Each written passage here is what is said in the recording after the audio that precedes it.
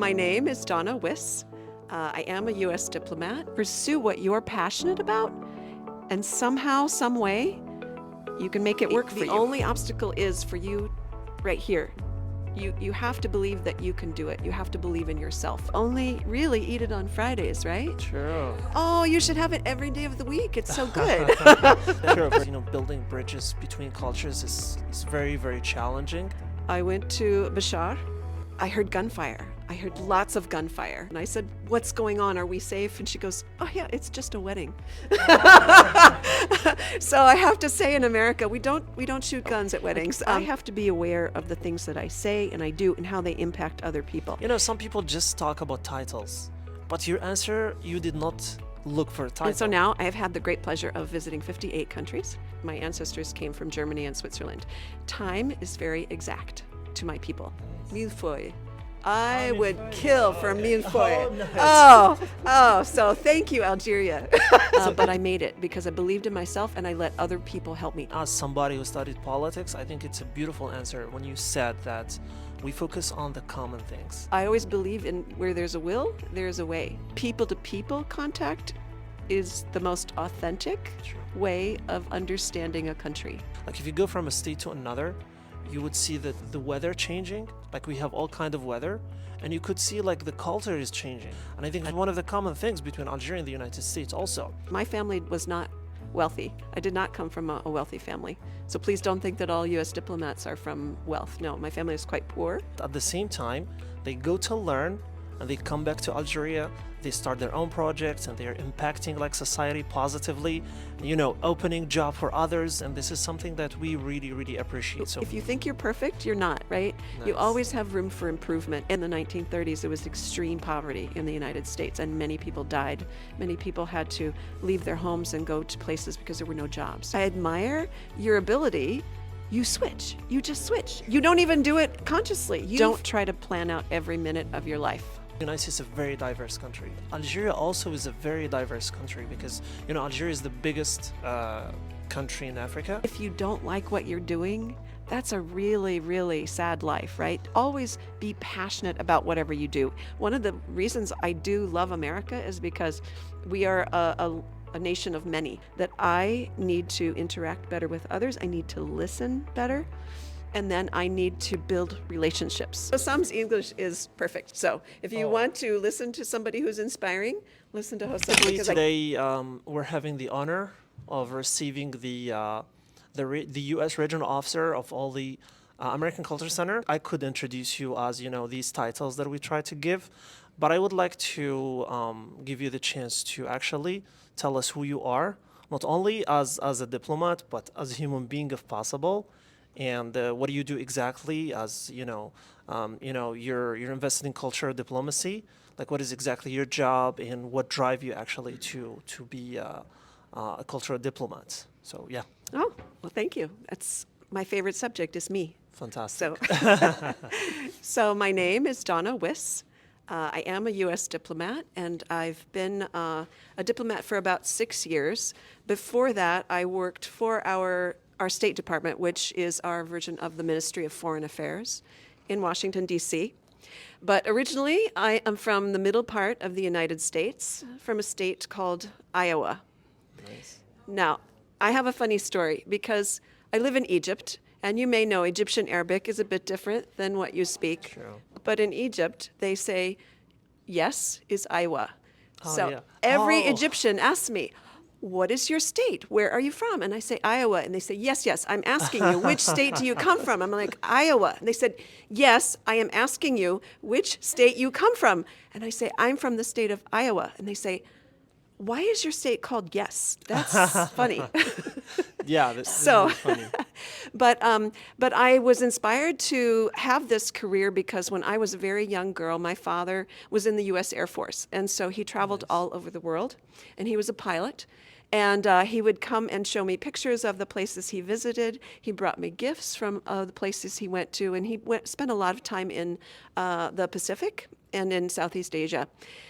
And I remember saying to my 6-year-old self, someday I'm going to go myself to these places. And that was not easy because when you live in a place that's not New York City or California or Washington, D.C., you aren't exposed to a lot of foreign cultures, at least when I was a young girl. Now it's a bit different. But I found that as I started to go through school and I went to university, I took the opportunity to learn French, as I mentioned to you before, and learning another language to me was opening doors. I got the opportunity to go to France because I could speak some French, and my high school group went to France. And once I visited one foreign country, I was hooked. I knew that I was always going to spend my career working overseas. And so now I have had the great pleasure of visiting 58 countries. If you ask me what my favorite country is, it's always the one where I am right now. Algeria? Nice. Right? I Because think it needs a round of applause right for that. it's my second time. I was here 1 year ago because my job is going to visit American spaces all over a certain region. So I am in North Africa now. And so I am the manager of all these spaces. I want to make sure that all the opportunities are available to you and to the other people who are coming here. And then I will go next to Tunisia at the end of this week. But it is the best job in the whole foreign service, which is our diplomatic service. I love what I do, because I get to meet a lot of people. And that, to me, is what makes my life very rich. Fantastic. This is such a beautiful answer. Let's give a round of applause, guys. Thank you. You know, what fascinates me is that when I ask people these questions, and, you know, some people just talk about titles, but your answer, you did not look for a title. You did not, when you were a kid, you did not say, okay, I'm going to become a cultural diplomat. I'm going to be in cultural diplomacy. No, you said, I want to travel. That's what I want to do. And then with time, like starting, you wanted to do this, you just find your way. And this is beautiful. And I think this is like very inspiring, like to tell us your story like this and open up to us. I'm sure that a lot of people would, your answer would resonate with them. Yeah. So now you're in, as a diplomat, you've visited a lot of countries. And what are some of the challenges that you might have faced, especially that you're coming from a completely different culture? You know, you're from the West and suddenly now you're in the East. You go to Egypt, you go to the Middle East, you go to Algeria, to North Africa. Are there like any challenges that you faced or you find difficulties dealing with them? Because, you know, building bridges between cultures is very, very challenging. So can you tell us about the challenge that you're facing as a regional officer of the American Culture Centers? I think as far as challenges go, I think that would just be simply every new country I go to, I have to figure out how I get transportation or how to order in a restaurant, those sorts of things. I know one thing that's very interesting, especially for an American. So my family background is German and Swiss. So my ancestors came from Germany and Switzerland. Time is very exact to my people. And so when I go to other countries, that may not be the situation, right? In some other countries, time is, well, it's a little flexible. So I have to understand that no matter which country I go to, I'm the new person. It's not up for everyone to change to my ways. It's for me to adapt to their ways. So I have learned that if I'm in a country, maybe the schedule isn't minute by minute perfect, and that's okay. I just have to understand that. I think what's more surprising for me that I've learned is the similarities. So not necessarily the challenges. It's how similar we all are. Look, we all come into this world the same. We all want the same things. We want a roof over our heads. We want food on our table. We want a good education. And we want to be happy with our family around us. That's universal. So I try not to focus on what's so different or challenging, but I focus on what is similar. Yeah, fantastic. That's very beautiful. You focused on the fact that these are personal challenges, kind of personal challenges. But I want you to talk more about your the challenges of your mission, because as a cultural diplomat, if I would say, you know, you come with a mission, which is, you know, introducing people maybe to the United States culture, and like these here lies the differences. So what are exactly the challenges that you might have faced, like in your work as a diplomat, as a cultural diplomat? I think the challenge is very simply, it's money, right? Okay. If I could, I would open an American cultural center in all the major cities in Algeria. Right now, you're very lucky. There are 5 here in Algeria. There's here in this building. There's also one in Oran, Constantine, Bachar, Ouargla, and then here, I guess. So yes, and that is amazing. I wish that there were money to open more. I don't know if you understand, but these are paid for by the U.S. government, right? This is like a gift from the American people to the people of Algeria. So that's always the obstacle to what we do. I wish we could do more and reach more people, but that's where we have to be creative in how we have our English and our other cultural experiences. We have to do more online. I wish we could do it all in person, that sort of thing. So that's a big challenge, I think, is always the money situation. True. Fantastic. Okay, I don't like to compare the US to other countries, but now that you talked about money, I think one of the problems that we face, we like Algerians here, to discover other cultures or learn about their culture, learn the language, is that you need to pay for that. And I think that the US is the only country where we have access to a lot of spaces, a lot of opportunities, and you don't even need to pay for that. You just come to the ACCA, learn about the culture, and what is exactly the strategy and how important it is to open these spaces for free to the public? What is the strategy behind it? Each country is a bit different. Sure. I say Algeria has 5 American spaces. In Egypt, we have only 3. And in Egypt, the population is 113 million people. So I think probably double here. So the real strategy is simply where can we do the most work, and where do they really need English language learning and the other things that we offer. But I want to say about the opportunity to go to America. So yes, realistically, it is expensive to study in the United States. I recognize that. I'm a mother of 3 children who went to university. But I always believe in where there's a will, there's a way. You can come here. I think they have information sessions about studying in the U.S. and the resources available. Really, the only obstacle is for you right here. You have to believe that you can do it. You have to believe in yourself. And you have to let other people show you the way to do it. So look into the scholarships. Look, you already speak English, but look into the scholarships. There are exchange programs. So I actually am a result of an exchange program, a U.S. exchange program. It's called the Fulbright program. Sure. And I was an American student. I went to Poland after university for my master's work, and that was a fully paid scholarship. I couldn't afford that. My family was not wealthy. I did not come from a wealthy family. So please don't think that all U.S. diplomats are from wealth. No, my family was quite poor when I was young, but I made it because I believed in myself and I let other people help me. I had to ask for help, and that is difficult for us to do. I think as women especially, we don't like to ask for help, but it's okay to ask for help because if you have your goal, set your goal and be passionate about it. Fantastic. That's such a beautiful answer. Yeah, because I wanted to focus on this because there's so many people who cannot afford. In Algeria, there are people with a lot of potential. And most of the time, they don't get the opportunity actually to pursue their studies abroad. And I think that the United States is doing a great job, providing the youth with these amazing opportunities. I have a lot of friends who are rocking it, abroad, but at the same time, they go to learn and they come back to Algeria. They start their own projects and they're impacting society positively, opening job for others. And this is something that we really, really appreciate. So thank you so much for that. Now I just want to focus a little bit on culture. You said that you visited a lot of countries, and I'm sure that, coming, as you said, you're coming from the West and then coming directly to the East. Can you tell us about any anecdotes or stories or you were shocked, not shocked, but you kind of found their culture new to you in a way that it doesn't shock you, but it was something new to you. It's kind of culture shock, but it's something that you learned from. You were like, oh my gosh, this is so interesting. I've never seen this before. So do you have any stories, whether here in Egypt or... In Algeria, I have to say, yes, last year I had quite the cultural experience that I did not expect.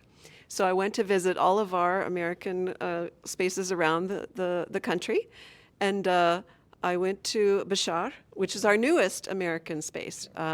And we arrived very late at night, and we checked into the hotel, and I heard gunfire. I heard lots of gunfire. And I don't normally hear this sort of thing, even in America, so don't believe what Hollywood movies tell you. I've never heard gunfire in America. And I quickly, I messaged my colleague and I said, "What's going on? Are we safe?" And she goes, "Oh yeah, it's just a wedding." So I have to say, in America, we don't shoot guns at weddings. That was pretty surprising to me, but all was well. It was safe. So those are the things that I learned, and now it's a funny story. It wasn't so funny when it was happening late at night, and I was in a new, strange place. But yes, there are always. But I love that. So for me, I would rather collect stories than collect things. So every time I'm in a new place, I think I have to say, last year when I was here also, again, I learned French in high school and university. I was really happy when I came to Algiers because we went to a coffee shop and they had my very favorite pastry in the whole world, millefeuille. I would kill for a millefeuille.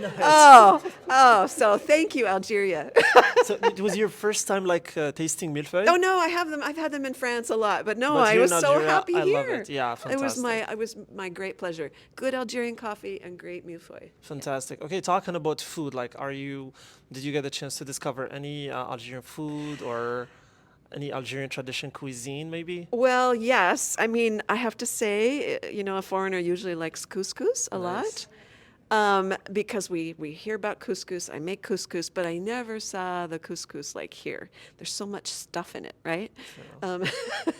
Except one thing, though. I think you only really eat it on Fridays, right? True. Oh, you should have it every day of the week. It's so good. True, very true. So very that true. was shocking to me because Yeah. I went to a restaurant last year, and I think it was a Tuesday, and I wanted couscous, and they said, No. "It's Friday. It's for Friday." I said, "No, I want it today." And they said, "Well, we have it on Fridays." And I said, "Can't you make it today?" And they said, "No, we make it on Fridays." So, those are the things that are a little bit interesting for Yeah. the foreigner. Yeah. Yeah, exactly. Fantastic. Okay, now talking about the Algerian food, I want you to tell us about the American food. So if you had to choose any, maybe some American recipe or maybe an American food that you wanted to talk about or tell us about here for us Algerians, tell us about that. I'm going to tell you not one food. I'm going to tell Okay. you kind of a whole class of food. So Okay. I told you. You remember the state that I come from? What's it called? Iowa. Iowa. Good. First test, A+.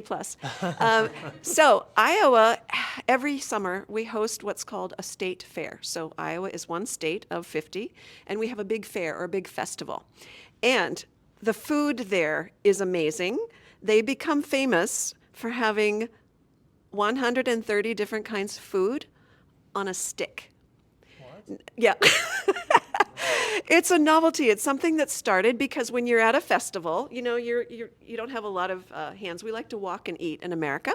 And so the food on a stick became popular. It started with an ear of corn or maize on a stick because Iowa is the #1 corn producer in the world. Okay. And then it moved to meat on a stick. And then it moved to sweets on a stick. And now it's almost like a cult. You want to go from all the food stands at this festival and eat food on a stick. So if I could have a festival where I could make everything and serve it to you on a stick, I would do that. This is a very good idea. This is very good. Where is it called? Like, is there So, a name for the festival? It's called the Iowa State Fair. And you should Google it because it is a place where Americans, not only from Iowa, come, a lot of foreigners visit, which is difficult because Iowa is in the middle of the United States. The U.S. is a huge country, It is. and getting to the middle is usually a lot of time. But the interesting thing about it is because this is a year of election, presidential election in the true, U.S.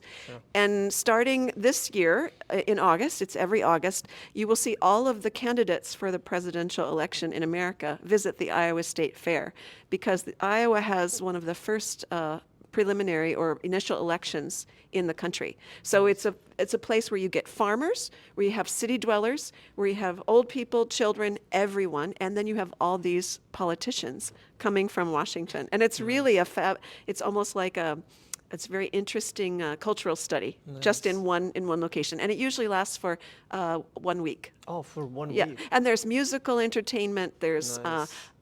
there's contests. So a lot of my friends grew up on farms. So they would bring their animals, like their cows, their chickens, and there would be a contest to see which one had the best animals. Some people bake pies. There's baking contests, there's cooking contests, there's flower contests. There's a lot of different competitions at the state fair. So I encourage you to Fantastic. Google it, please. Fantastic. Iowa State Fair. Iowa State Yeah. Fair. So if yeah. I could do that, if I could bring that here, I would do that for you. Fantastic. That's a great choice. Thank you so much. So basically, one of the answers that you gave was very beautiful. And you, as a diplomat, and as somebody who studied politics, I think it's a beautiful answer when you said that we focus on the common things. Because most of people, when you talk about culture, they'd be like, okay, there are a lot of differences. But the moment you said there's so many common things between us, and I loved that. And I think that, the United States is a very diverse country. It's very, very diverse. Like, you could see it. And I think that Algeria also is a very diverse country because, Algeria is the biggest country in Africa. And basically, they call it the continent, the country continent, because it's very vast, very big. Like, if you go from a state to another, you would see that the weather changing. Like, we have all kind of weather. And you could see, like, the culture is changing. And it's super, super beautiful. It's one of the things that we cherish and we appreciate. And I think it's one of the common things between Algeria and the United States also. Now I want to ask you about another thing which I really love to ask people with the experience. Like, one of the things that I like to do is talking to people with the experience, people who traveled a lot, and who were in the field, really, were seeing, analyzing, and understanding, and, making an impact, which is like the lessons you've learned. I know that you traveled a lot, you said like 58 states, 58 country in the world, and I'm sure that you've seen a lot in your life. And could you please share with us, like, as a diplomat or as a human being, like, what are the lessons, or maybe one lessons that you would like to share with us that you really, from all your experiences, you managed to see it, or maybe you managed to conclude from all your visits, or on the personal level or on the professional level? That's a tough question. I have had a lot of experiences. I think the thing I've learned the most is that people-to-people contact is the most authentic Sure. way of understanding a country. Forget the politics, forget the television news stories, forget everything. But to really understand any country I go to, I have to talk to people. And to be honest, right? Look, I would never tell you a lie and say that everything in America is perfect. I can't tell you that because it's not true. Just like nothing in Algeria is perfect either, right? So we have to be able to admit when something is not perfect and go on, right? That's the first thing, is just be authentic, be yourself, because we are all human beings. And every country I've been to, we have the same values. True. It's everything else that's different, and that's okay, because we don't want to be, we don't want every country to be the same. Wouldn't the world be very dull Sure. if we all ate the same things and believed it, right? The beauty of our world is that we're all different, and that's great. And that's one of the reasons I do love America, is because we are a nation of many. Right? My ancestors came from Germany and Switzerland, and I grew up very influenced by that. And then I have friends whose ancestors came from Mexico or came from Eastern Europe, or all over. That's the beautiful thing, is not to look at what's so different or strange. Don't call it strange, just call it interesting. And then it's a different mindset. Exactly. This is such a beautiful answer. Give a round of applause, guys, please. Yeah. Thank you so much, Donna. 2 questions and we finish. You cool with that? Cool. Yeah. Okay. So one of the questions that I would like to ask also is, they say leaders are readers, and I'm sure that I know you read reality, because when we say read, we don't only read books, but when you go to a country, you read that country, and it's beautiful way of seeing things. But I would love if you could suggest maybe some. A book title or a book recommendation, maybe a novel or any kind of books that kind of impacted you in a positive way. Is there any titles in mind? About America or about anything? I mean, anything that maybe impacted you, or a title that you would like to suggest. Even about America. I mean, I wouldn't mind. So one of my all-time favorite books is a very, very old book. Okay. It's called The Grapes of Wrath. It's also a movie. It's about the 1930s Depression era in the U.S. And I guess I liked this because my parents, who have passed on, they were born during this time, and it was a very, very devastating time for the U.S. Everyone was poor. Poverty was everywhere. it was a very dry year, so there wasn't a lot of food. And reading that book really tells me about the struggles that people went through, the hard times they went through in order to get to the more prosperous times or the parts now. And I think we always have to remember that, is even if our life every day here is pretty good, we can't forget the people who before us really suffered and really got us to where we are now. So I always think of that because I think of my parents and the difficult times they were born in. Fantastic. Also, it's a story that not a lot of people from other countries realize about the United States. But in the 1930s, there was extreme poverty in the United States, and many people died. Many people had to leave their homes and go to places because there were no jobs. It was just a really difficult time. But I think right now, one of my more recent trends in what I'm reading is about self-help. Yes. Because I feel that I can always improve who I am and how I interact with others. So my favorite book right now is called Emotional Intelligence. So you've heard of IQ, right? Sure. You've heard of IQ. intelligence. Intelligence, yeah. But I think as human beings, we have to be emotionally intelligent also. Like, I have to be aware of the things that I say and I do and how they impact other people. You know, I'm not exactly a young person, but it has taken me a long time in my life to realize that this is something I have to work on. And I have to admit that I need to interact better with others. I need to listen better. And then I need to build relationships and also continue to build those relationships. So that's what I'm reading now, is Emotional Intelligence 2.0.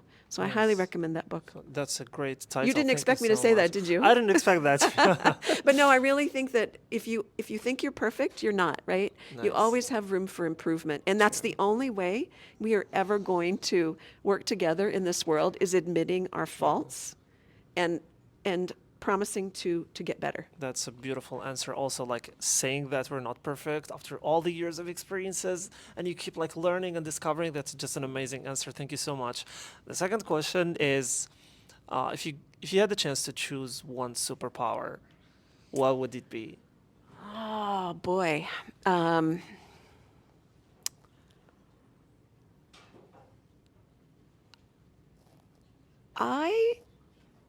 I wish I could see. I wish I could see, like, to the end of the earth, right? I wish I Okay. had the ability with good vision to, like, see everything, Okay. to see across walls, across borders, like to see so far in the distance, even I could see like the details on the moon with my own eyes. Okay. Because What, I yeah, know. the reason. Yeah, we want to know the Well, reason. because my eyesight is not really great anyway, but I feel like it goes along with, then I would be aware of what, maybe I'll never get to go someplace. Again, you know, I like to travel. Oh, yeah, but maybe nice. if I can't even travel, maybe I could just see other Nice. cultures with my own eyes, even though it's so far across the other side of the earth.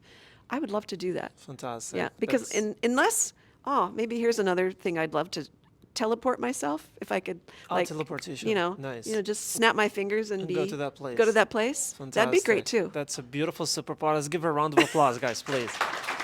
I mean, this is the first time. This is the first time I hear the superpower. Yeah. I mean, you're really into traveling. You're really into traveling and discovering other places. Now, I think I would like to give the chance to maybe the audience. You've been listening. Yeah, here, raise your hand already.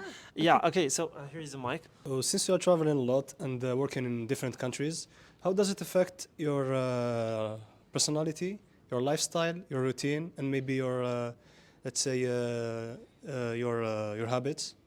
And can you adapt it with the new country and the new culture? And also, how can you keep your identity as an American? Being in North Africa, I love the food. It is great. It's something that I've tried to learn to cook some things, because I like to cook and that's what I like to do in countries where I travel. Maybe I don't do it when I'm staying in a hotel, but if I go back to my own home, then I like to recreate foods that I've had from abroad. And how do I maintain my Americanisms? Again, that's the beauty of America. We are a melting pot. So yes, I identify very strongly with my German and Swiss roots. I do. It's part of me. It's part of my upbringing, my values. But I also believe that I can acquire other habits from other countries. For me, it's relaxing a little bit. Like, again, stepping back and not always being so punctual. So yeah, no, I'm always me. Home is where I am, always. Yeah. That's a beautiful answer. questions, guys?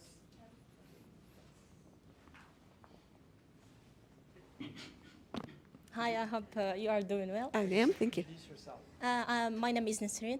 I'm a university English student. Nice.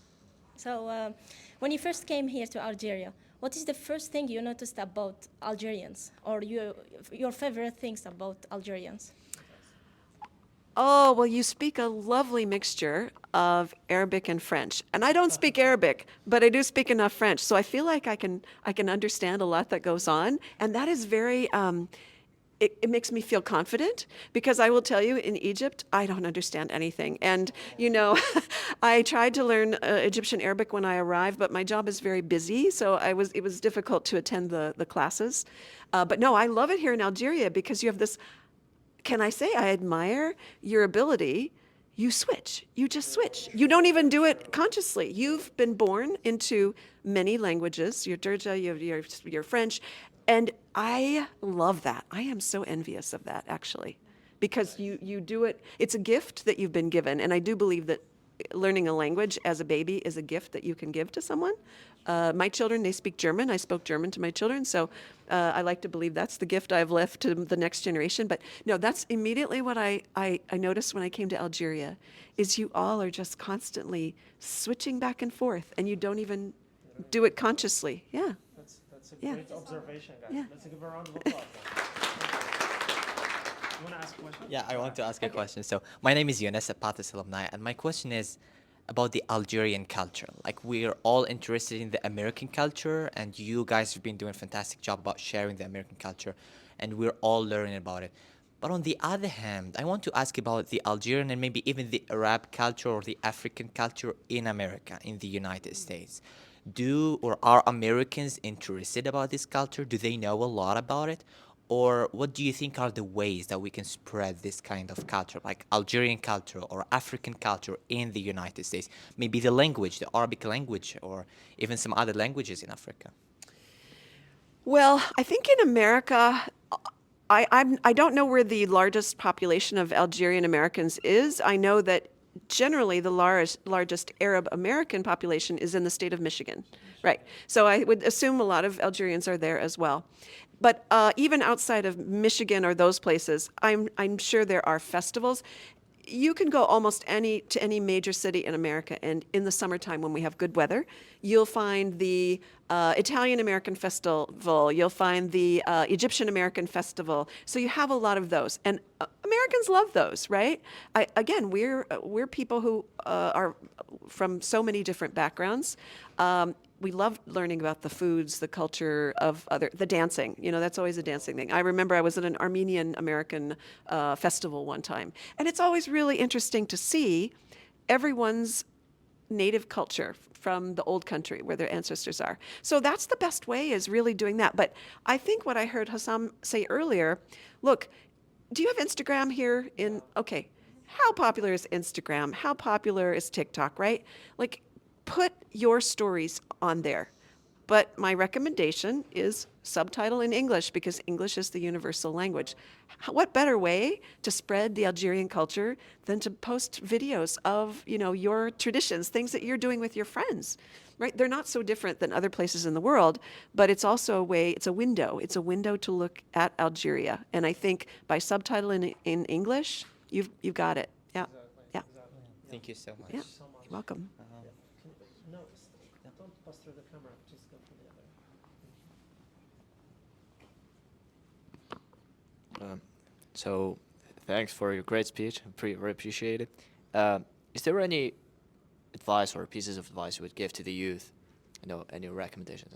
Anything you wish you knew back in your 20s or whatever? Oh, I knew someone was going to tell me that. Yeah, that's kind of the classic question. So I have two things. The one I have to tell myself at this age is, don't try to plan out every minute of your life. I tried to, because I'm very organized. Look, my Germanic culture makes me very organized, and I plan ahead. I think I missed out on some of the random moments that could have happened if I just let not worry. But that said, the other thing I think you really need to do, and I tell my 3 children this, my children are in their 20s now, you have to be passionate about whatever you do. We can't all do the same things in life. Please, let's not think that we have to be like everybody else. Pursue what you're passionate about, and somehow, some way, you can make it work for you, right? The reality is you have to pay the bills. And I tell my children this, you have to make enough money. But if you don't like what you're doing, that's a really, really sad life, right? Always be passionate about whatever you do. And don't think that you have to have the same passion as everyone else. It's okay to be different. So if I could go back to my 21-year-old self and tell myself that, I would say those 2 things. Don't try to plan every single minute of your life, because sometimes the worst things that happen in life, and yes, they do happen. Everyone has bad things happen.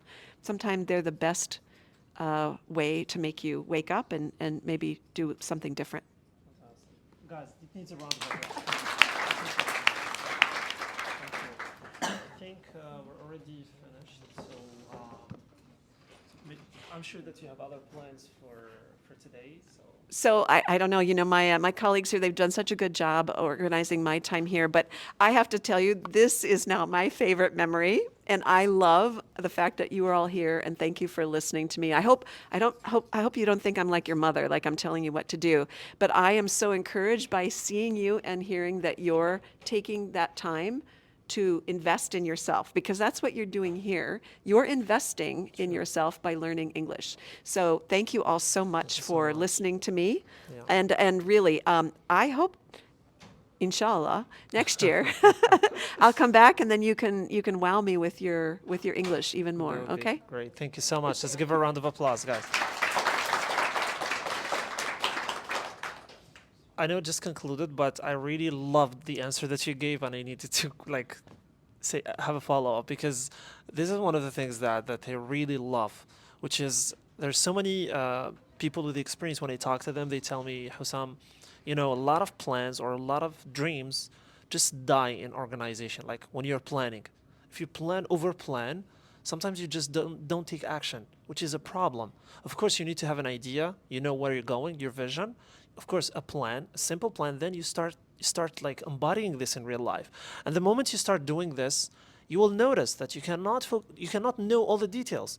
You just go for it, start your project or whatever you want to do, because taking action is super important. Of course, you plan, but taking action, super, super important. You're going to learn through taking action. Having everything planned like 100% is just impossible. You cannot do all of this.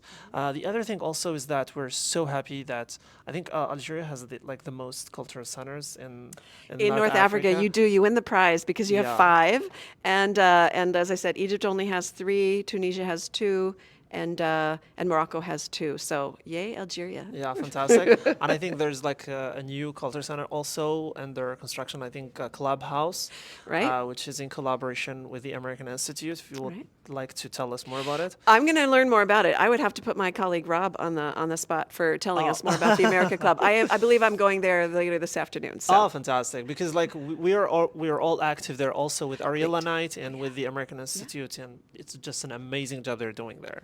Yeah. Well, and this wouldn't be here without you. You are the American space, American Cultural Center, right? Like that's the beauty of this. You make it yours. This is a safe space. We hope that you'll come often. But yeah, you are what's the most important part here. Oh, yeah. I mean, my colleagues are amazing, but without you, we wouldn't be doing this. So please, Exactly. Please come back and come back often. Bring your friends. A lot of people can't believe that everything we do is free. Sure. Free doesn't mean it's not good. Free just means it's a gift. So please take Exactly. advantage of it. Donna Wiss, thank you so much. It was a pleasure having you today, and would love to see you maybe next year, you said? Inshallah. Yeah, inshallah. Thanks. So another round of applause, guys. Thank you, Houssam. Thank you. Thank you so much. Thank you. Thank you. It was a pleasure.